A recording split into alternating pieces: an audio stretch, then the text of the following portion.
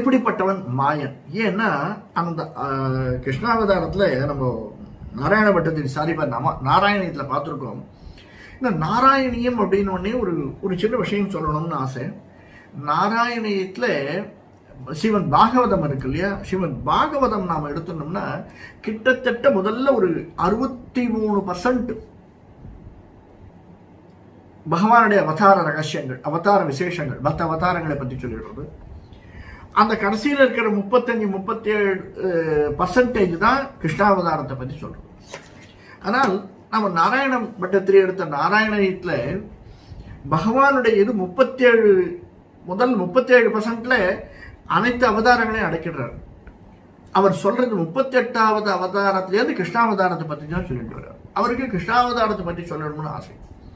ஆனாலும் தன்னுடைய ஆசிரியர் என்ன சொல்லிருக்கார், மச்சம் தொட்டு பாடுங்கிறதுனால பகவானுடைய மற்ற லீலைகளையும் சொல்லிட்டு கிருஷ்ணாவதாரத்தை பாட ஆரம்பிச்சார் குருவாயூரப்பன்.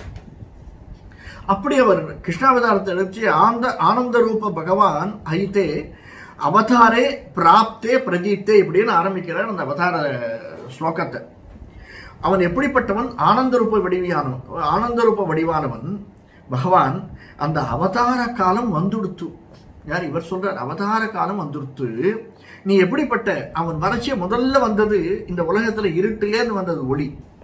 அதை சொல்வதனால் பகவான் அவதரிக்க போறான்றதுனால அந்த நிமிஷம் ஒரு இருட்டானா இருக்கு இல்லையா, வெளியில என்ன இருக்கு, இருட்டு. அப்படி எவ்வளவுதான் வெளிச்சம் இருந்தாலும் அந்த இருட்டை மீறி வரக்கூடிய ஒளி பகவானுடைய ஒளியா. முதல்ல ஒளி தான் வந்துதான்.